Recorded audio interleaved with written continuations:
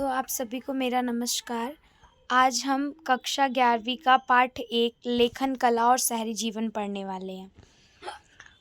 इसमें आपको सबसे पहले दुनिया में लेखन कला का कहाँ पे विकास हुआ था उसके बारे में पता चलेगा। तो वो है जहाँ पर सबसे पहले लेखन कला का विकास हुआ था वो है मेसोपोटामिया। मेसोपोटामिया जो कि आज वर्तमान समय में इराक गणराज्य जो है उसी का हिस्सा है। मेसोपोटामिया जो शब्द है इसको भी दो भागों में बांटा गया है। पहला है मैसोस और दूसरा है पोटामोस। मैसोस मतलब मध्य और पोटामोस मतलब नदियाँ, मतलब दजला और फरात जो नदी थी उनके बीच का जो भूक्षेत्र है, उपजाऊ जो भूमि है, उसे कहा जाता है मेसोपोटामिया।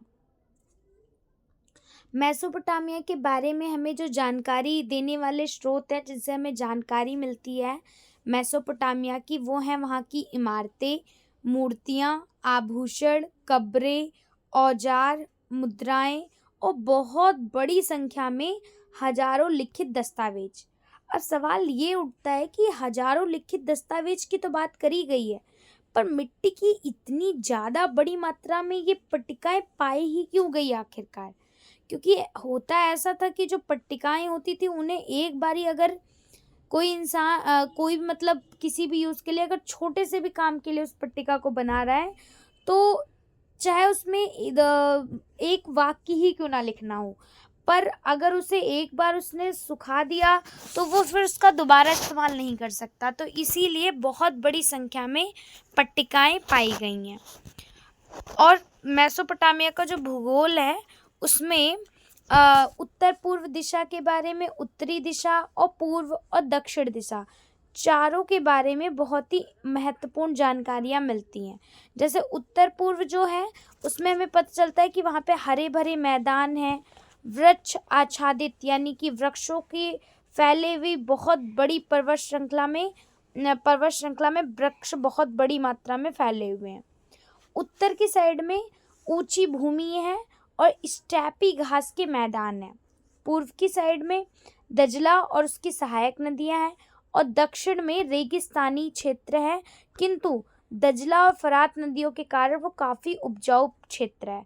और उपजाऊ के साथ साथ यही वो क्षेत्र है जहाँ पर सबसे पहले शहरों का विकास हुआ था। इसके शहरीकृत दक्षिणी भाग को सुमेर और अक्कद कहा जाता था।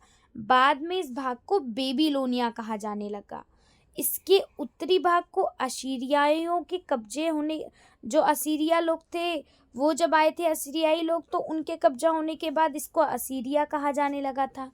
यानी देखा जाए तो मेन यही था कि इस जगह पर जो बाहर से लोग आते थे जो भी कब्जा कर लेते थे और उन्हीं के ही नाम पर इसका नाम पड़ जाता था।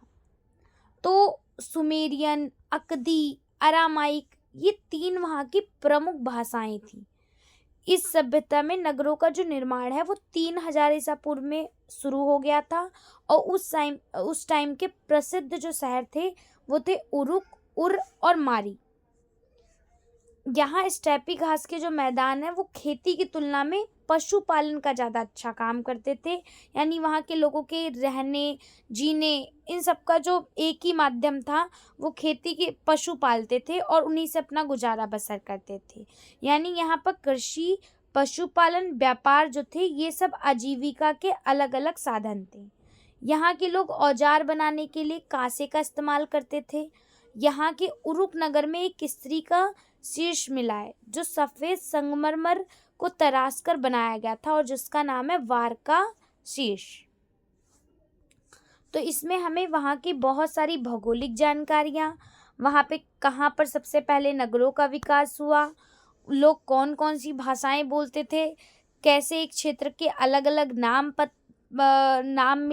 पड़े और कैसे वहाँ पर अलग अलग नए नए जो शहर हैं उनका विकास हुआ और उनकी जानकारी कहाँ से मिलती है, इन सब की चर्चा हमने इसमें करी है।